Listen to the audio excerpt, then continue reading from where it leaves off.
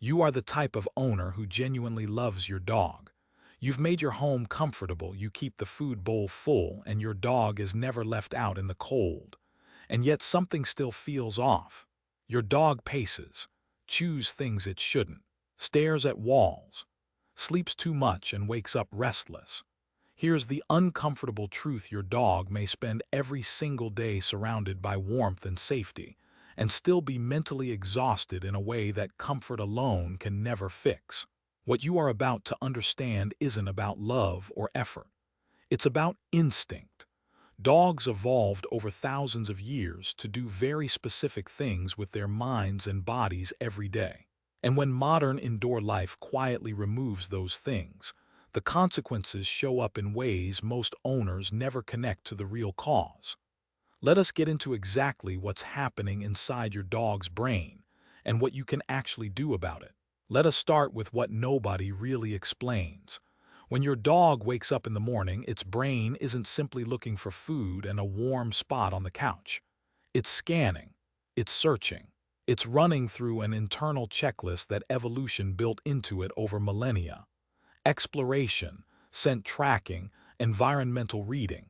These aren't cute little extras. They are core neurological functions that regulate your dog's stress hormones, emotional stability, and overall mental health.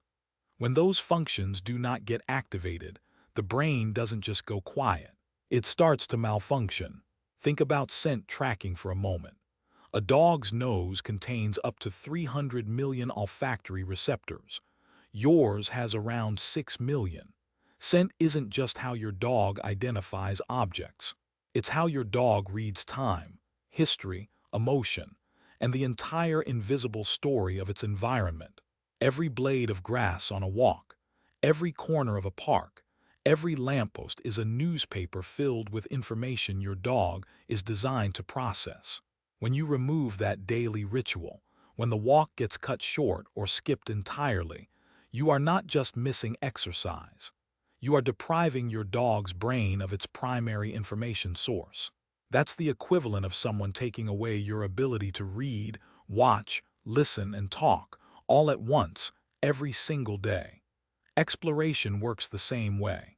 Dogs are wired to investigate new spaces, navigate uncertain terrain, and make decisions in unpredictable environments. That decision-making process, that small moment where your dog chooses to approach something or back away, is a cognitive workout. It activates problem-solving pathways in the brain that release the right kind of mental energy. Indoor dogs who live in the same 4 rooms, with the same layout, the same smells, and the same routine, never get to exercise those pathways. The brain stays alert, waiting for input that never comes. And here's where it gets counterintuitive. Most owners assume that a quiet, stimulation-free environment is relaxing for dogs. It feels logical. Less chaos, less stress, right? But that's not how the canine nervous system works. A dog left alone in a silent apartment isn't resting peacefully.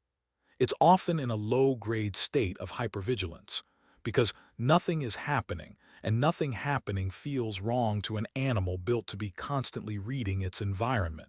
The silence isn't calm, it's a void. Now layer in what actually does happen in most modern homes. Televisions running in the background, delivery notifications, passing traffic sounds filtering through windows, appliances cycling on and off. None of these sounds carry meaningful information for a dog. They're noise without narrative, and that's neurologically draining in a very specific way. Your dog's brain is designed to parse sounds for meaning. A twig snapping, footsteps approaching, the rustle of movement in brush. Every sound gets automatically evaluated. When your home fills with random, meaningless noise all day, your dog's brain is doing that evaluation work constantly and finding no answer over and over, hour after hour. That's exhaustion, not the good kind that comes from a long run, the grinding kind that comes from cognitive overload with no resolution. Confinement compounds all of this, not because small spaces are cruel, but because physical limitation removes the ability to make environmental choices. When a dog cannot move away from a sound it doesn't like, cannot investigate a smell in another room, cannot choose its own position in relation to light, temperature, or activity, it loses agency. And loss of agency is one of the most well-documented contributors to chronic stress in animals. Your dog isn't just bored, it's powerless. And that feeling, sustained over months and years, builds into the kind of behavioral problems that most owners mistake for personality traits. The chewing, the barking, the restlessness, the anxiety around guests. These aren't character flaws. They're symptoms. So what do you actually do about it? The answer is enrichment, but not the version of enrichment that means buying an expensive puzzle toy and calling it done. Real enrichment means reintroducing the instinctive behaviors your dog's brain is starving for in a consistent, daily way. Start with scent work. You do not need a field or a forest. You can hide small pieces of food around your home and let your dog find them using its nose. Scatter feeding on grass. Even a small patch activates the same neural pathways as a full tracking session. 10 minutes of structured nose work tires a dog out more effectively than a 30-minute jog because it is working the brain directly. Do this daily and you'll notice calmer behavior within a week. Next, rethink the walk. Most walks are rushed, destination-focused, and owner-directed. Your dog gets pulled away from every interesting scent before it can finish processing it. Try giving your dog a sniff walk. Let it stop. Let it linger.